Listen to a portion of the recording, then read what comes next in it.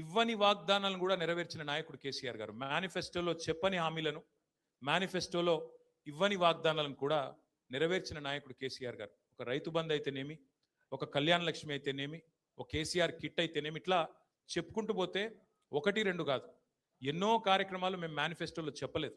కానీ చెప్పకపోయినా ప్రజాహితం కోసం మరి 10 ఏళ్ల పాటు మేము పనిచేసాం. ఇవాళ బాధ అనిపిస్తున్నది, ఎంక్వైరీలతో కాదు, ఎంక్వైరీలకు భయపడేటోడు ఎవడు లేడు, బాధపడేటోడు ఎవడు లేడు. కానీ ఇవాళ ఇంత కష్టపడి మరి కేసీఆర్ గారి నాయకత్వంలో ప్రజలు సాధించుకున్న ఈ రాష్ట్రంలోని పరిపాలన పిచ్చోడి చేతిలో రాయిలాగా మారిపోయింది. పరిపాలన మీద దృష్టి లేదు, పరిపాలన చేత కాదు, ప్రజలకిచ్చిన హామీలు నెరవేర్చే సత్తా లేదు. అసమర్థుడి జీవనయాత్రలాగా ఈ 2 ఏళ్ళు ఏదో నెట్టుకుంటూ టైంపాస్ చేసుకుంటూ వచ్చినారు. ఒక్కొక్క రోజు ఒక్కొక్క డ్రామా. కొన్ని రోజులు కాళేశ్వరం పేరిట డ్రామా, కొన్ని రోజులు గొర్రెల స్కామ్ అని డ్రామా, కొన్ని రోజులు ఫార్ములా ఈ పేరిట డ్రామా, మరికొన్ని రోజులు ఫోన్ ట్యాపింగ్ అని చెప్పి డ్రామా. ఇవాళ ఒక బాధ ఎక్కడ అనిపిస్తుంది అంటే, చదువు, సంస్కారము, మర్యాద, హుందాతనం ఉన్న ఒక పార్టీ నాయకుడిగా నేను చేసే విజ్ఞప్తి, నేను చేసే ప్రార్థన ఏంటంటే, ఈ పుట్టిన మట్టి సాక్షిగా, అంతరాత్మ సాక్షిగా అక్రమ అనైతిక పనులు నేను ఎన్నడూ కూడా చేయలేదు అనే మాట స్పష్టంగా చెప్తా ఉన్నా. ఈ రెండేళ్లలో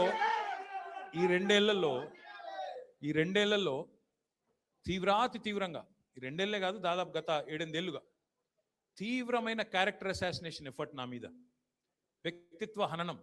అంటే ఒక కుక్కను చంపే ముందు పిచ్చి కుక్కను ముద్రేయాలని ప్రయత్నం చేస్తారు కదా, నేనేదో డ్రగ్స్ తీసుకుంటానని, నాకేదో హీరోయిన్లతో సంబంధాలు ఉన్నాయని, లేని దిక్కుమాలిన వార్తలు రాసి నన్ను క్షోభకు గురి చేయడమే కాకుండా నా కుటుంబ సభ్యుల్ని, నా పిల్లల్ని, నా వాళ్ళు అనుకునే వాళ్ళందరినీ విపరీతమైన క్షోభకు గురి చేశారు. అయినా కూడా ఎన్నడూ బాధపడలేదు, బయటకు వచ్చి వేరే వాళ్ళలాగా దొంగ ఏడుపులు ఏడవలేదు.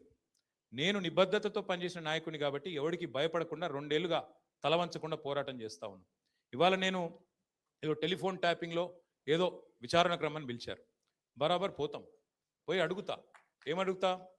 ఏం తప్పు చేసింది మా ప్రభుత్వం అని అడుగుతా, ఎక్కడ తప్పు జరిగింది అని అడుగుతా. ఇవాళ వారు సమాధానాలు చెప్పాలి నాకు. గత 2 ఏళ్లుగా ఈ ఫోన్ ట్యాపింగ్ పేరిట ఒక డైలీ సీరియల్ మాదిరిగా, అంతులేని కథ మాదిరిగా లీకుల రూపంలో ఏదైతే మా వ్యక్తిత్వ హననం జరుగుతుందో దానికి బాధ్యులు ఎవరు అని అడుగుతా. ఎవరో హీరోయిన్ల ఫోన్లు ట్యాప్ అయినాయని మీరే ఒక 2 నెలలు నడిపిస్తారు డ్రామా. పోలీసు వాళ్ళు, కాంగ్రెస్ పార్టీ వాళ్ళు మీరే లీకులు ఇస్తారు, మీరే రాయిస్తారు, మీరే మళ్ళీ మీదికెళ్ళి మా వ్యక్తిత్వ హననం చేసే ప్రయత్నం చేస్తారు. ఇక వీళ్ళని బెదిరించిందట, వాళ్ళని బెదిరించిందట అని మీరే రాపిస్తారు 2 నెలలు.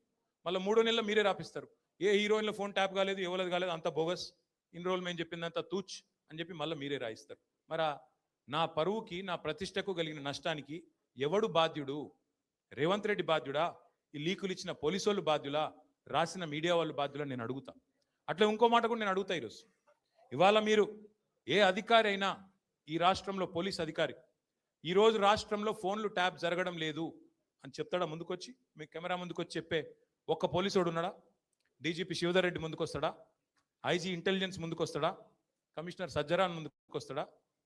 వాళ్ళకి తెలుసు, పోలీసు వాళ్ళకు, భారతదేశంలో స్వాతంత్రం వచ్చిన తర్వాత ఆనాటి నుంచి ఈనాటి వరకు, నెహ్రూ గారి టైం నుంచి ఈరోజు మోడీ గారి టైం దాకా గూఢాచారి వ్యవస్థలు ఎప్పటికప్పుడు పనిచేస్తూనే ఉంటాయి. గూఢాచారి వ్యవస్థ ఎందుకు పనిచేస్తుంది? పోలీస్ నిఘా వ్యవస్థ ఎందుకు పనిచేస్తుంది?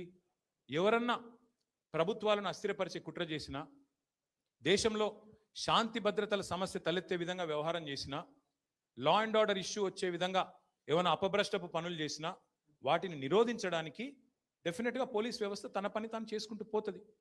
2015లో మన తెలంగాణ రాష్ట్రం ఏర్పడ్డ తొలినాళ్లలో మా ఎమ్మెల్యే గారిని ఒకరిని కొనడానికి ఒక దొంగ 50 లక్షల రూపాయల బ్యాగ్తో వచ్చి దొరికిండు. దొరికిన తర్వాత ఆ దొంగ మీద ఏమైనా నిఘా పెట్టిండ్రేమో పోలీసులు, మాకేం తెలుసు, మాకేం సంబంధం? పోలీసులు దొంగలు, వాళ్ళకు సంబంధం ఉంటుంది, మాకేం సంబంధం?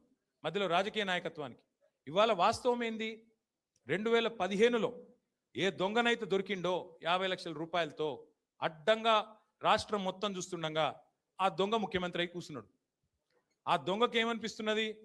మిగతా వాళ్ళు కూడా నా లెక్కనే రాజకీయ నాయకులందరూ దొంగ పనులు చేస్తారు, మిగతా వాళ్ళు కూడా నాలాగానే బురద అంటియాలి, వాళ్ళను బదనాం చేయాలి. అందుకే ఏం చేస్తున్నాడు, విచారణ పేరిట ఆదేశాలు జారీ చేస్తా ఉన్నాడు.